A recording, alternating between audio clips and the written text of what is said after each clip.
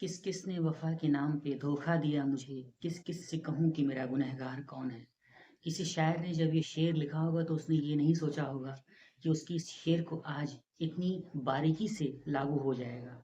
तो आइए बताते हैं कि आज की सच्ची घटना में हुआ क्या है।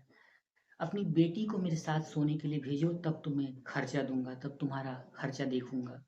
दरअसल ये जो शब्द हैं, ये शब्द किसी और ने नहीं बल्कि एक बेटी के बाप ने कहे हैं, वो भी उसके सगे बाप ने उसकी माँ से। यानी कि एक बाप अपनी पत्नी से ये कहता है कि अपनी बड़ी बेटी को उसके साथ सोने के लिए भेजे, तब जाकर वो उसे खर्चा पानी देगा, तब जाकर वो उसका खर्च देखेगा। इस तरीके का एक जो खौफनाक और दिल को चौंका कर रख देने वाला मामला निकल कर सामने आया है, उत्तर प्रदेश के कौशाम्बी जिले से निकल कर सामने आया है। दरअसल हुआ यूं कि उत्तर प्रदेश का एक ज़िला है कौशाम्बी, और इसी कौशाम्बी ज़िला के अंतर्गत एक थाना लगता है, नाम है कोखराज थाना। इसी कोखराज थाना के अंतर्गत एक छोटा सा गांव है, नाम है मिरियावा।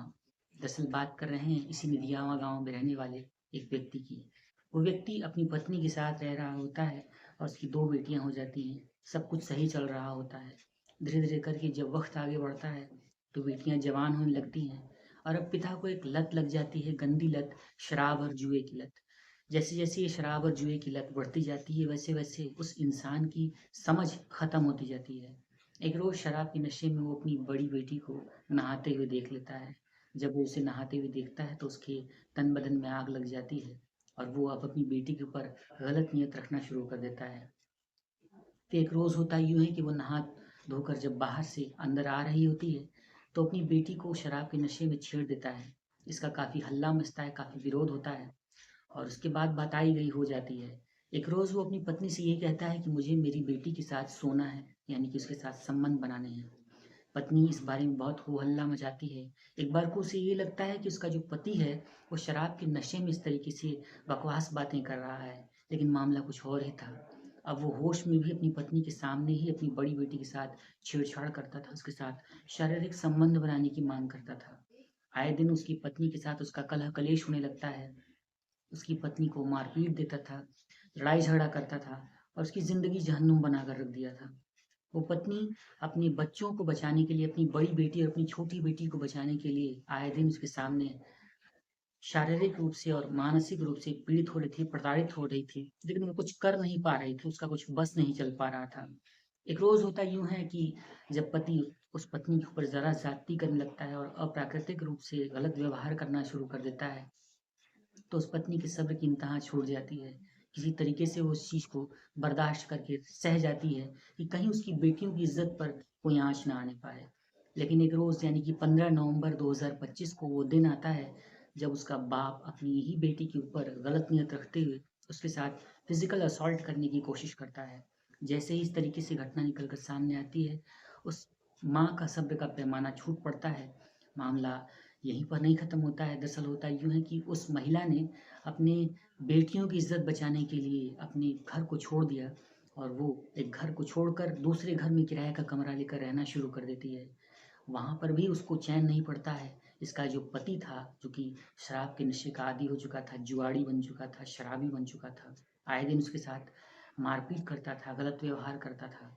वो उस किराए के घर पे भी पहुँच जाता है और वहाँ पर जाकर भी उसके साथ कलह कलेश करना शुरू कर देता है, उसके साथ लड़ाई झगड़ा और तरह-तरह से विवाद करना शुरू कर देता है।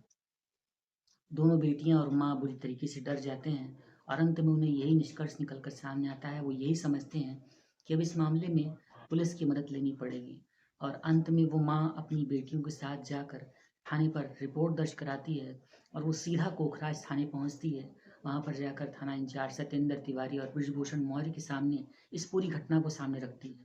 पुलिस वालों के भी होश उड़ जाते हैं जब उन्हें ये पता चलता है कि एक बाप ही अपनी सगी बेटी के साथ इस तरीके से घिनौनी हरकत को अंजाम देने पर तुला हुआ है।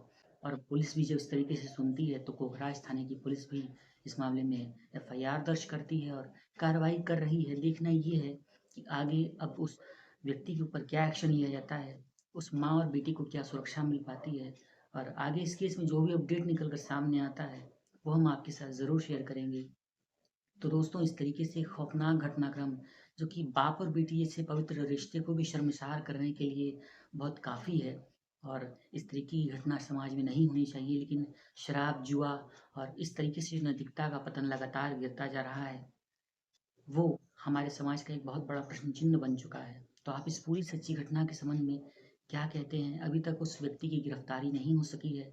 देखना ये है कि इस केस में क्या अपडेट आता है, उस माँ को क्या न्याय मिल पाता है या फिर उन बेटियों के साथ कोई गलत हरकत ना हो जाए, कोई घिनौनी वारदात ना हो जाए।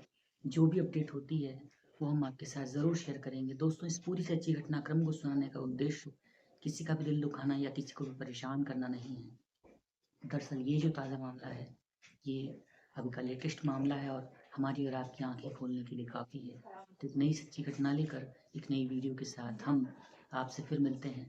तब तक के लिए आप सभी का बहुत बहुत धन्यवाद इस वीडियो को यहाँ तक देखने के लिए। अगर वीडियो को पसंद आई हो तो इसे एक लाइक करिए, चैनल सच्ची घटना को सब्सक्राइब कीजिए और बेल आइकन को ऑल पर सेट कीजिए। एक नई सच्ची घटना लेकर हम आपसे फिर मिलते हैं। तब तक के लिए आप सभी का बहुत बहुत धन्यवाद।